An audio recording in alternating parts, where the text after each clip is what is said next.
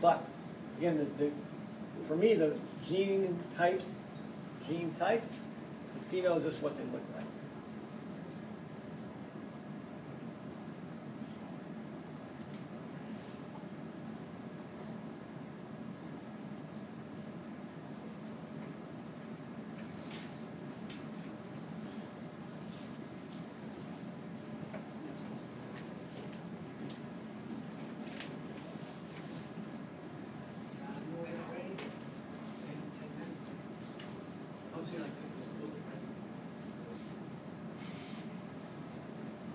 All right, good?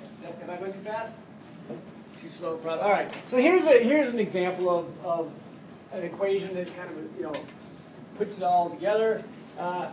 If you got a flower that's red, this is kind of really nicely done because you have a big R and it's red. Okay, dominant trait. Yellow would be the recessive trait, little r.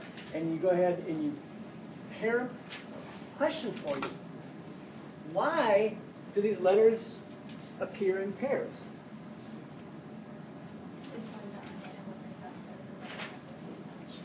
Okay, but why? Why is there one of each? Why is there two alleles? Yes?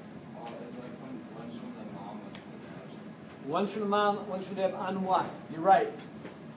One what? Chromosome.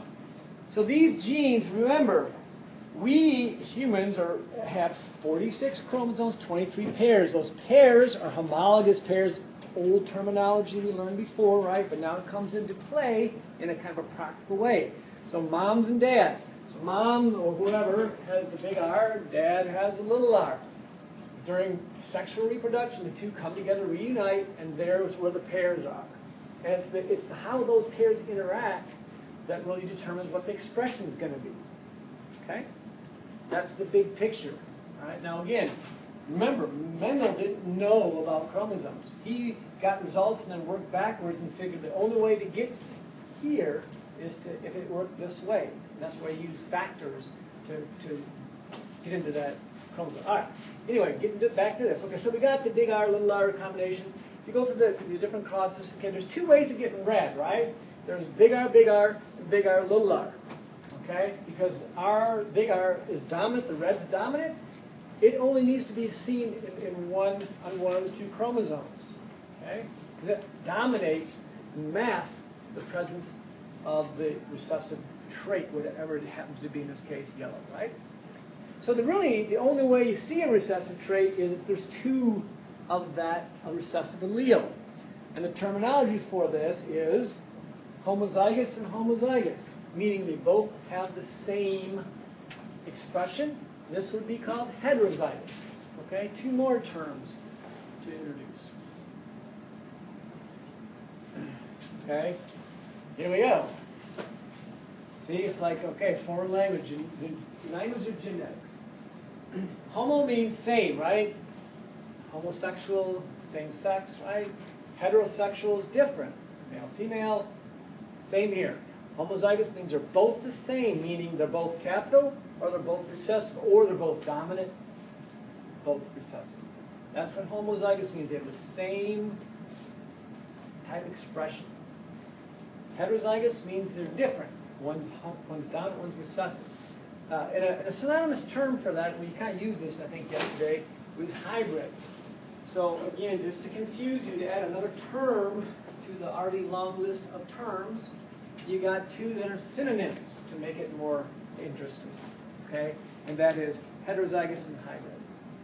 So those can be used, again, thus monohybrid, dihybrid.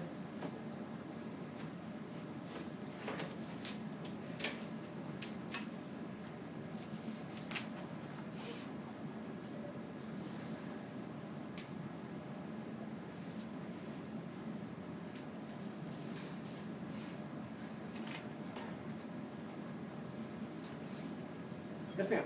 Why does it say genes for homozygous and alleles for heterozygous? Oh, yeah. Again, when you're talking, good point. I mean, when you're talking, you could really write allele combinations, and this would be still valid. Okay, probably allele combination would actually be better here. I didn't make this up. Yeah, because oftentimes you'll see gene and allele like this used synonymously. Right? All right, we good? We done? All right. All right, so let's go through some of the possibilities of Mendel's predictions and Mendel's experiments just to enlighten you, because some of this again is on the crossword, and some of the terms you need to know. And you don't need to know every little detail. So basically, there's the reason he chose peas is they were very convenient. Okay, they basically were easy to grow. They're cheap. They produce very quickly. Lots of offspring. And very distinct characteristic traits. Okay, and so it was a really good tip. And there's some other things too that really worked out in his favor. Okay, and you can do two things. They can be self-pollinated, meaning they basically can take pollen from the same flower and pollinate the same plant, or they can be cross-pollinated. Some plants don't allow will not self-pollinate. Okay, all will cross-pollinate, and that made it easy for him to do several things. Okay, I'll explain what that is in a second. Just a quick little anatomy 101 of how a flower works. The male part of the flower is called a stamen. It consists of two parts, and this is where in your crossword, if you had a problem, I think it's 21 across. I'll go into this after the presentation. Stamen's broken down to an anther and a filament. Anther is a part up top that has the actual pollen, and that's the one that's going to be asked for in your crossword. The filament is the stalk that holds it. The entire thing is called a stamen, male part. It has the pollen in which sperm is. Okay, so it's the male gamete-producing part of the plant. And in the female, you have this whole long structure called a pistil, that's stigma-style ovary. And the ovary are the eggs, called ova. Okay, and those are what become fruit. Do you remember this at all? When pollen, everything falls off, this will fall to become an apple or whatever, some type of fruit in which there are seeds. Then you can plant the seeds, make a new plant, and blah, blah, blah. Okay? So basically, to self-pollinate, what you do is you just take a piece of this and you put it here. Okay? That's self-pollination. Cross-pollination, you go to another plant. And that's what down here is all about. Same flower between flowers.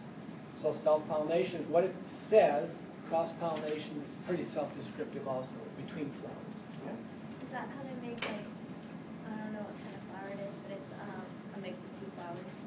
Yeah, a mix of two flowers is you take hybrids, and you take like a pure breeding red one, pure breeding white one, and you cross them, and you might get pink. And it depends on the type of flower as to how that's expressed. Sometimes, as you'll see in this one, it's all solid. Sometimes you'll see like streaks, and you get what's called a codominant situation. So different plants express their colors and different traits differently. And then there's other ways too. Plants are amazing. You do some cool things. You can graft. Some of you might have in your yard, or know somebody who does have cocktail trees. You know what I'm talking about? They'll have like lemon and limes. Some of them have apples and oranges, tangerines, and you can take and graft part of one plant onto another, and you can get several different varieties on the same tree. It's pretty cool. Okay, but that's a whole different thing. All right? All right, so this is basically what he did. He just basically took and he snipped the stamens to prevent self-pollination. He covered them with a cloth bag. He took some very good precautions to eliminate variables. So again, all this experiment illustrates all the concepts of good experimentation, trying to limit variables, control for as many factors as he could, and multiple trials, big numbers, right? And he basically did it with a brush. He snipped them off, and he basically took and self-pollinated, gave them seeds, planted them, and grew out new plants. Okay? So that's kind of how he did his thing. All right? And the traits that are observed, you're going to see these quite a bit as we go through the lesson are here. See shape, color, pod color, coat color, position, height, blah, blah, blah. And they're different, this is in your book, this chart, by the way. Do we need a number? No. You'll be given this information. This is just kind of like, FYI introduction to this. So this is what they would look like. It's a little more detail. The pod, if you don't know what a pod was, this is a pod.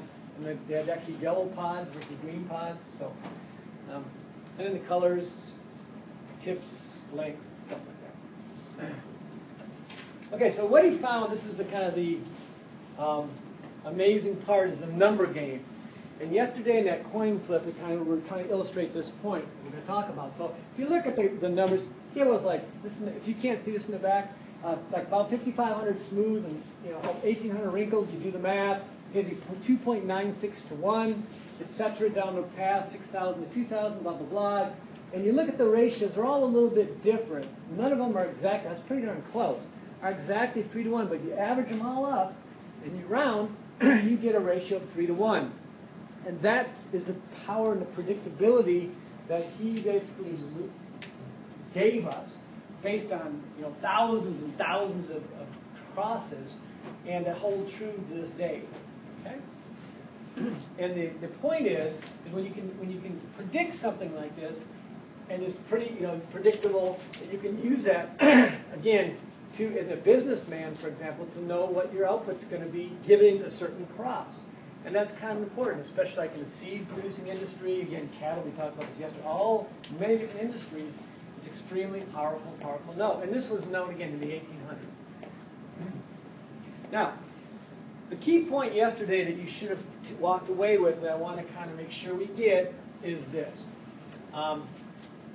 If you have an expected versus theoretical and they don't match, there's some things you need to consider.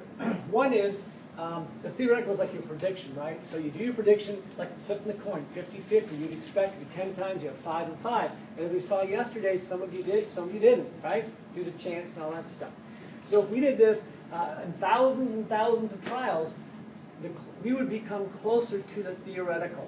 So the more trials you have, the larger the sample, the more closely your theoretical or your prediction is going to match the expected. Okay? So for example, his ratio is 2.96 to 1 is what he came out with. And so that was pretty statistically close. And that is a term that you're going to be introduced to now, and you're really going to deal with in chemistry, and really again at undergrad and graduate school become part of your existence. And that is statistical error. How much can you tolerate? How much error is tolerable or acceptable in a given situation? Just put your pencils down for a second, just kind of listen. Every discipline has a certain tolerance, and it's kind of determined by the nature of the beast. Because biology is such a, deals with so many variations, because living things are just unpredictable. You can't control them. You do an experiment. I was watching this thing last night about jaguars out in the wild. And not much is known about jaguars. Why do you think that is? Hard to catch. They're dangerous. In fact, this guy was out setting a snare, and they heard like right 10 feet away. Rawr! And this is at night in the middle of the jungle. He's like, oh, took off running, hopped in his truck and drove away. They can kill you.